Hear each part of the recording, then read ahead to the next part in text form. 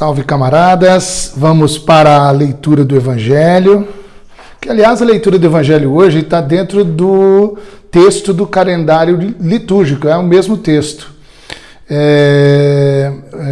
E, na verdade, eu vou ler o capítulo todo, o 12 de João. Sempre lendo assim, começando pelos Evangelhos, depois lendo o Novo Testamento com calma, sem pressa. Tipo assim, pode passar um ano só lendo os Evangelhos, depois o Novo Testamento, para que depois você leia o Velho Testamento. Porque assim você começa já a guardar na sua mente de que aquilo que Jesus mandou, ordenou, ensinou, e isso daí é o que deve fazer com que você esteja olhando toda a Bíblia para ver se isso tem a ver com o que Jesus ensinou, você tem que obedecer. Se tem a ver com o que ele ordenou, você tem que obedecer. Mas se não tem a ver, só algum texto bíblico que traz aí uma informação importante de Bíblia, de cultura judaico-cristã ou cultura bíblica, isso é maravilhoso. Cada vez mais a gente está vendo e aprendendo e guardando.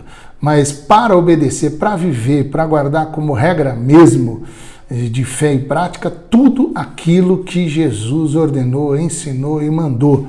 Porque essas são as palavras do nosso Senhor e nosso Mestre. Então vou ler lá João 12. 6 dias antes da Páscoa, Jesus entrou em Betânia, onde vivia Lázaro, ressuscitado pouco tempo antes.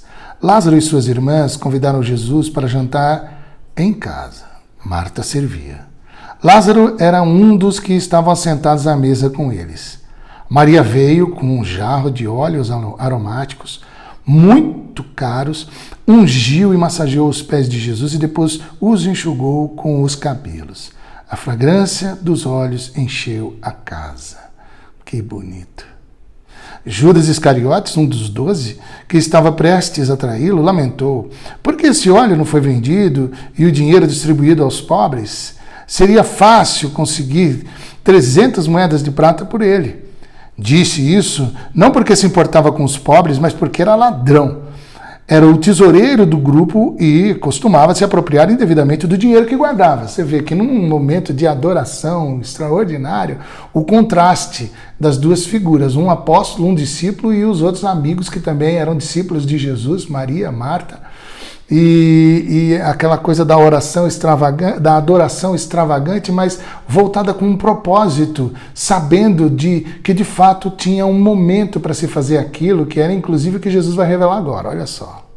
Jesus, porém, disse: deixem-na em paz. Ela está antecipando e honrando o dia do meu sepultamento. Os pobres estão o tempo todo com vocês. Quanto a mim, nem sempre terão. Parece que ela já sabia, parece não, tudo indica, está aqui Jesus falando, que ela tinha clareza disso. Aliás, essas irmãs, elas sabiam muito. Tanto que Marta sabia muito de ressurreição, e os saduceus não acreditavam nisso, mas Marta sabia muito bem disso. Isso ficou comprovado também no capítulo 11, o quanto Marta já sabia dessa verdade do cristianismo, que é a ressurreição. O fato, a ressurreição é um fato para o cristão. Espalhou-se entre os judeus a notícia que Jesus estava de volta à cidade. O povo, então, veio para ver não apenas Jesus, mas também Lázaro, que havia ressuscitado.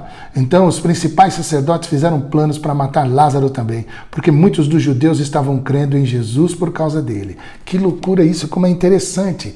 As pessoas que seguem Jesus de Nazaré e que estão passando por alguma, ou pela ressurreição poderosa, que é também o novo nascimento em Jesus Cristo, ou por outras ressurreições que saem e que vêm e que são expressão também dessa ressurreição extraordinária.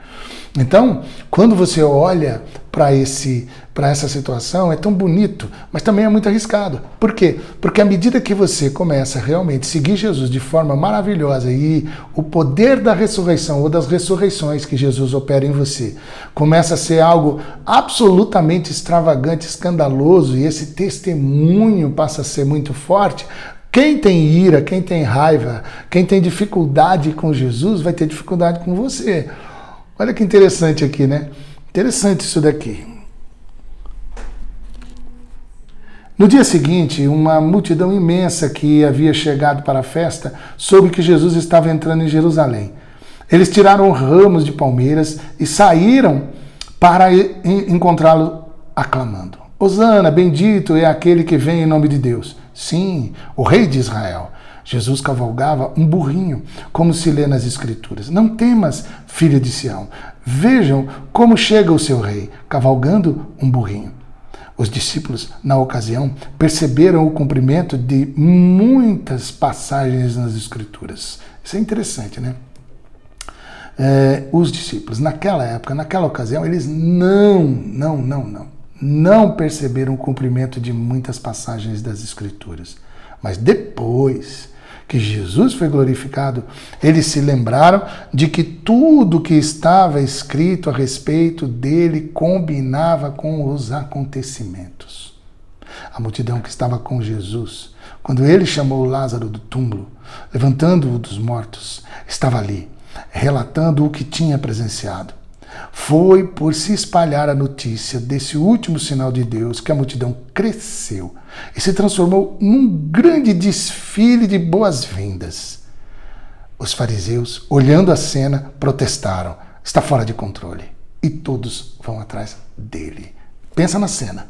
Esse negócio já foi crescendo e o povo começando a aclamar, virou assim uma grande desfile de boas-vindas, Hosana, o pessoal assim, sabe, no delírio, dizendo bem-vindo o que vem em nome do Senhor, Hosana, e o negócio crescendo. Imagina um monte de gente, os ciúmes dos fariseus, a inveja dos fariseus e a preocupação, porque Jesus entrava como se fosse assim um mega-star, um top do top, enfim, entrando e o povo junto, os testemunhos, todo mundo falando, e é muito louco, porque agora vem a história de os gregos, que vai montando toda essa história de gente que estava querendo glorificar Jesus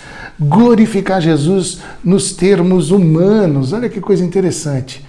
E os gregos, eles são importantíssimos, não só para a época, para a cultura, para todo mundo, e para o que eles representavam, a cultura helênica, mas também porque o João tem, sim, muita atenção e muito cuidado com a cultura grega, e isso tudo tem a ver com, inclusive, o destaque que ele fala. Mas olha só o que Jesus faz diante desse monte de gente querendo glorificá-lo, diante desse monte de gente dizendo Hosana, aquele que vem em nome do Senhor, sabe assim, esse negócio assim do tipo, quase que o pessoal todo fazendo ola, dizendo boas-vindas Jesus, os gregos querendo falar, todo mundo querendo tirar selfie com Jesus, todo mundo querendo fazer live com Jesus, todo mundo querendo fazer TikTok com Jesus, todo mundo querendo ficar junto de Jesus, assim, uau, os gregos também, enfim.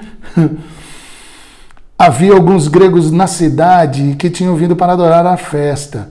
Eles se aproximaram de Filipe, que era de Betsaída, na Galiléia, e pediram: queremos ver Jesus, pode nos ajudar? Filipe contou para André, e ambos foram contar para Jesus. Agora é engraçado, Filipe e André foram, e aquela vibe, porque um monte de gente, bem dizendo, e tal, e os gregos querendo ver, pessoal, como eu disse, né, querendo fazer live com Jesus e tudo mais.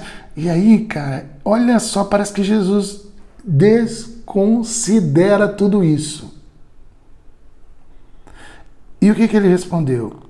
O tempo é agora. Chegou a hora do Filho do Homem ser glorificado. Ouçam com atenção, a não ser que o grão de trigo seja enterrado no solo e morra para o mundo, não será nada mais que um grão de trigo. Mas, se for enterrado, irá brotar e se produzir muitas e muitas vezes. Do mesmo modo, qualquer um que se apega à própria vida apenas como ela é, a está destruindo. Mas se você perde sua vida sem criar obstáculo ao amor, você a terá para sempre, pois é a vida real e eterna. Se qualquer um de vocês quiser me servir, seja meu seguidor. Aí vocês estarão onde eu estiver, prontos para servir. O Pai honrará e recompensará quem me servir. Rapaz, essa é a senha para ficar bem perto de Jesus. Quer ficar perto de Jesus? Quer ficar íntimo de Jesus? Quer ter intimidade de Jesus? Sirva como Jesus serviu. Sirva como Jesus serviu. Agora estou angustiado. Que direi? Pai, livra-me. Não, pois é para isso que eu vim. Eu direi: Pai, manifesta a tua glória. Uma voz veio do céu. Eu glorifiquei. Eu o glorifiquei. e o glorificarei outra vez. A multidão que ouvia a voz disse, foi um trovão. Outros disseram, um anjo falou com ele.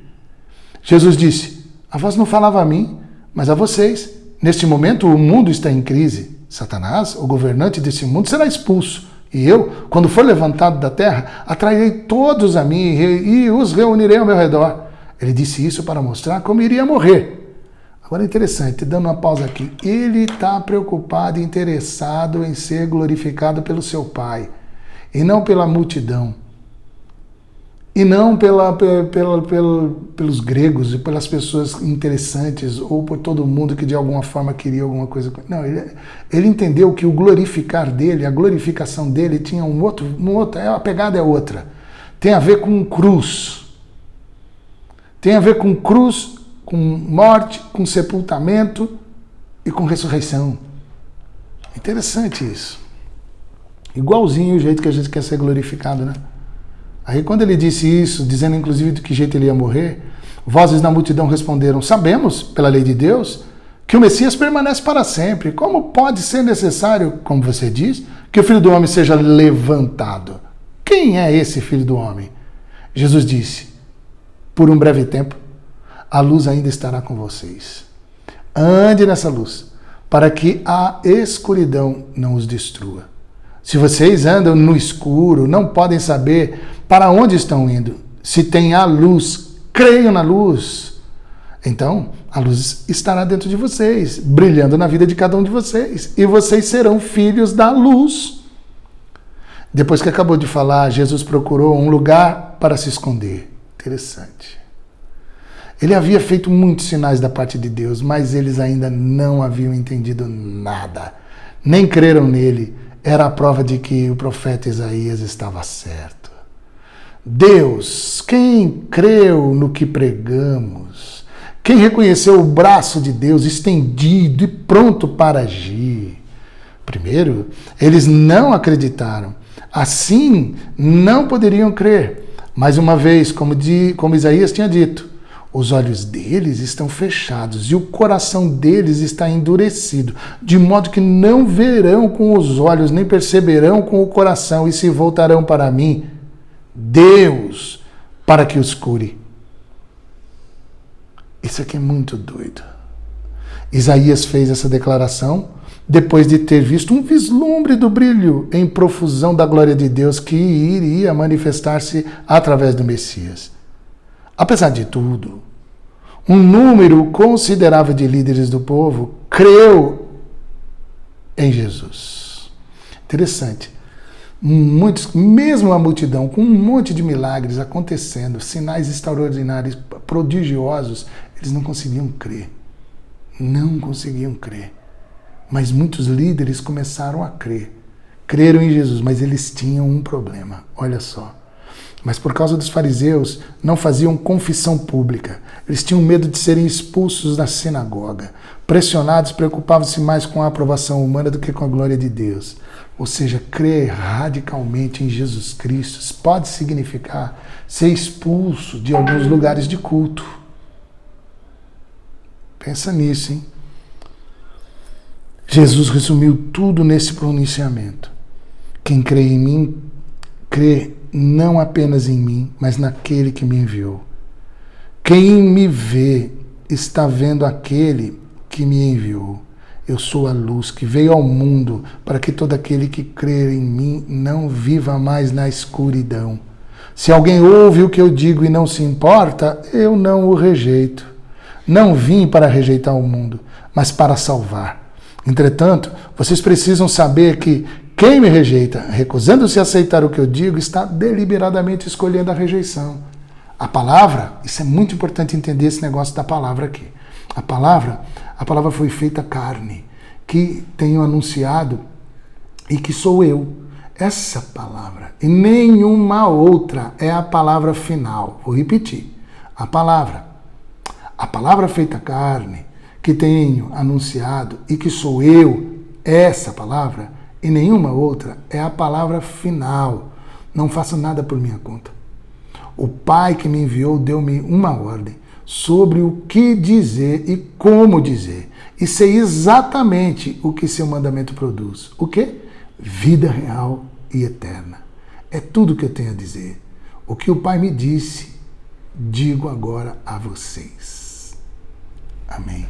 Final do capítulo 12. Como é importante ler esse texto, guardar no coração e pedir para que a gente possa aprender com tudo que está aqui, no jeitão de Jesus, na forma como Jesus nos ensina a caminhar. Vamos orar. Senhor, muito obrigado por esse tempo da palavra.